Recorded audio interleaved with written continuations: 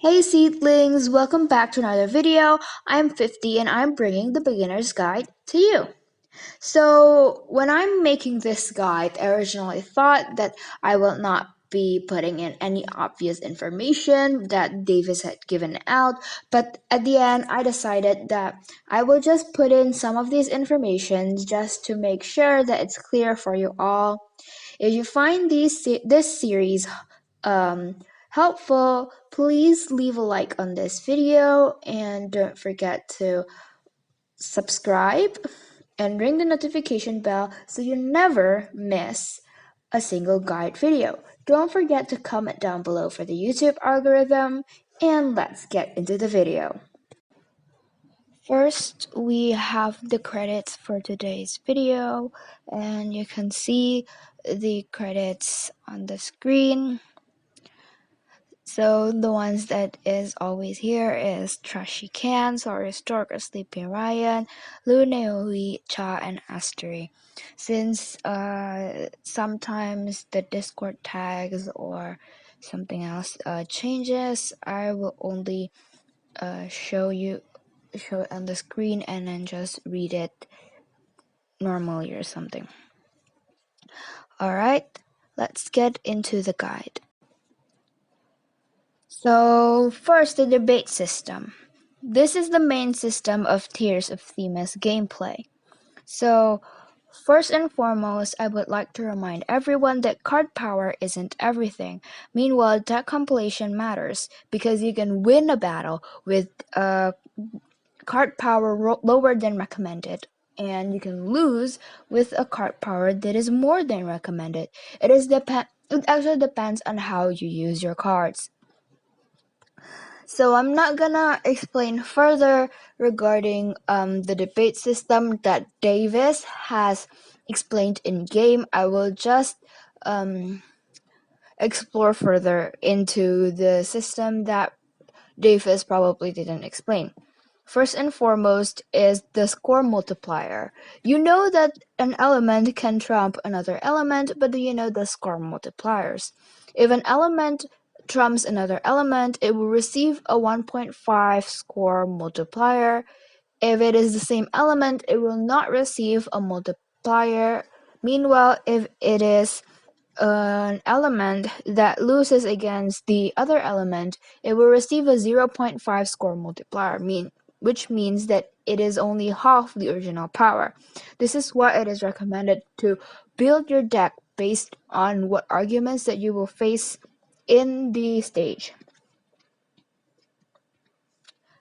So, for example, I have an empathy card, and the empathy card has 100 card power or 100 attack, and then I'm attacking an intuition argument. In this case, I will receive a 1.5 times score multiplier, and it will launch a 150 point attack instead. On the other hand, if I'm using this empathy card to fight with the same empathy card, then I will not receive a buff, and I will attack 100 points attack to the argument. On the other hand, if I'm using this on a logic argument, then I will receive a 0.5 score multiplier, or technically half reduction, which means I will only send out a 50 point attack. That is all about the trumping. Next, we're going on the auto battle. So you understand about auto battling, that it will battle for you, but sometimes auto battling isn't the answer. Of course, if you have around like 50,000 CP and then you're fighting an enemy that only needs 1,000 CP, just go ahead auto battle without worry. However, if you are reaching like a higher level and the difference between CP is not that much, then don't auto battle. You can also use auto battle in order to survey your enemies and survey your cards Auto Battle has this kind of computing system that they use to choose cards out of your deck. Of course, first they're going to choose the element that trumps the argument, and they will choose until there's no element left. But within that element, they actually have another way to choose. Not only rarity, strength, but they also choose according to skill. For example, I have two level 70 SRs. One of them has an attack buff, and the other one has a defense buff.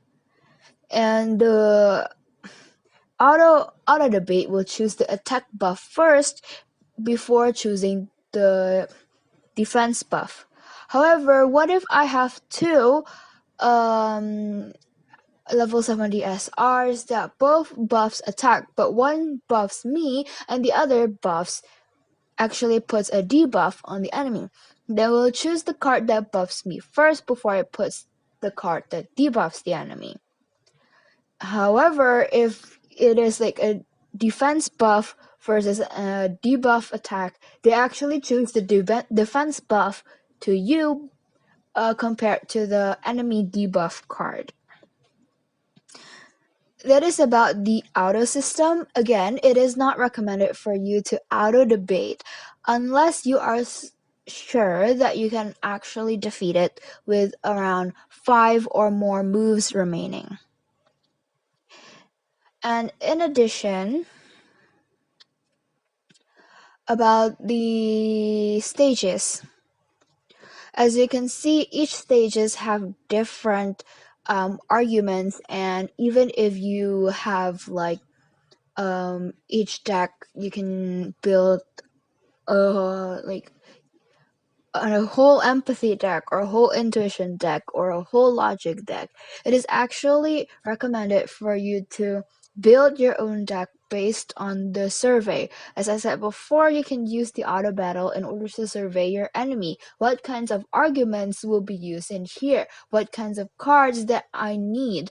So you can sometimes you can actually remove whole elements entirely because you really don't need it in the stage. So make sure to use that wisely. Alright, that is all about the debate system. Next is cards. The card menu are divided into two parts, card and card fragment. Card fragments are used to combine a card and to upgrade cards. So I know I posted this video like a few days ago, but here is a video of me combining a new Artem card from Anomaly.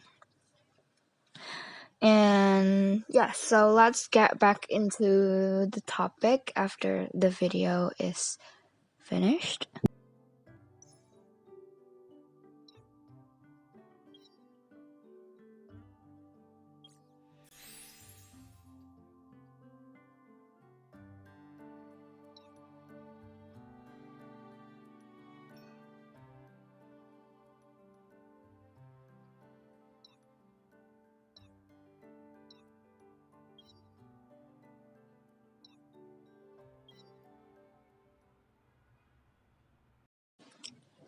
The power of the card is determined by the number of stars, level, and evolution tier, and you can count the total of your card power by totaling the attack or the INT and the DF of the card. And so that's influence and defense, by the way. To improve your card power, you can evolve, enhance, upgrade your skill level, and also upgrade your card star level. All of this have been explained by Davis, so I am going to skip over this. And we're going to directly go to some fun facts regarding the card upgrading system. First is regarding the evolve. So you can not only can you receive the evolve materials from the study, but you can also exchange it with friendship crest, and you can receive bronze and silver evolved materials from bronze and silver evolved materials from Temple of Themis. That is for the attribute, and for the character coins, you can actually receive silver and gold coins from Temple of Trials. And now for the skill level up. So there's this one fun fact.